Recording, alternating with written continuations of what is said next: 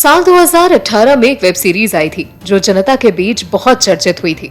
नाम था मिर्जापुर और इस सीरीज का एक बहुत फेमस डायलॉग था कि अब हम वो गुड्डू नहीं रहे जो लिबर लिबर करते थे, अब चाहिए फुल इज्जत। तो अब आप ये सोच रहे होंगे कि हम आपको इस सीरीज और डायलॉग के बारे में क्यों बता रहे हैं। तो बात कुछ ऐसी है भाई, भारत आज इतना सशक्त हो चुका है कि वो जैसे को तैसे देने का बीदा रखता है, फिर वो विपक्ष हो या विदेशी ताकतें।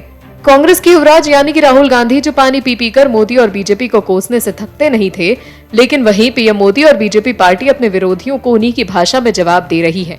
आपको बता दें, भारत अब जवाब देता है। चुपचाप बैठने की उसकी पुरानी आदत बदल चुकी है। चंद घंटों में उसने ब्रिटेन को लाइन पिला दिया। मोदी सरकार के एक्शन का असर लंदन में तुरंत दिखाई दिया। लंदन में भारतीय उच्चायोग के बाहर सुरक्षा पहरा बढ़ा दिया गया।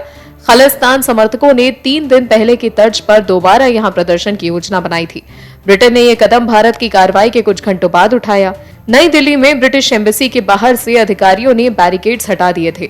इसे नाराजगी जाहिर करने के संकेत के तौर पर देखा गया था। 3 दिन पहले भारतीय उच्चायोग में हुए प्रदर्शन ने ब्रिटेन की सुरक्षा पर सवाल खड़े किए थे।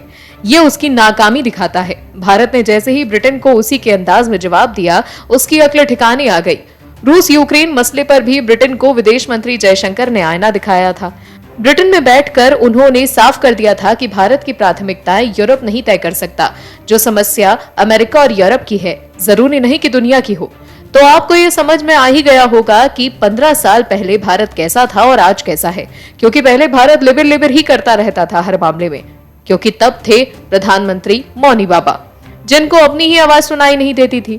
लेकिन वक्त बदला और आज भारत के प्रभावी प्रधानमंत्री नरेंद्र मोदी की आवाज पूरा विश्व सुन रहा है और समझ भी रहा है, क्योंकि पीएम ने देश की छवि को बदला और साबित किया कि वो हमसे टकराएगा वो चूर चूर हो जाएगा। आपको बता दें, 19 मार्च को खालिस्तानी समर्थकों ने लंदन में भारतीय उच्चायोग में दाखिल होने की कोशिश की थी।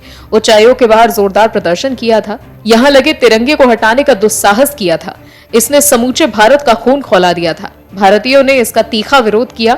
इसके जवाब में वहां बसे भारतीयों ने लंदन की सड़कों को तिरंगे से पाट दिया।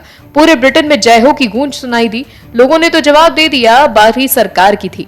सरकार ने भी तबीयत से जवाब दिया। सुनने में आया कि खालिस्तान समर्थकों ने दोबारा लंदन में भारतीय उच्चायोग के बाहर प्रदर्शन का प्लान बनाया था।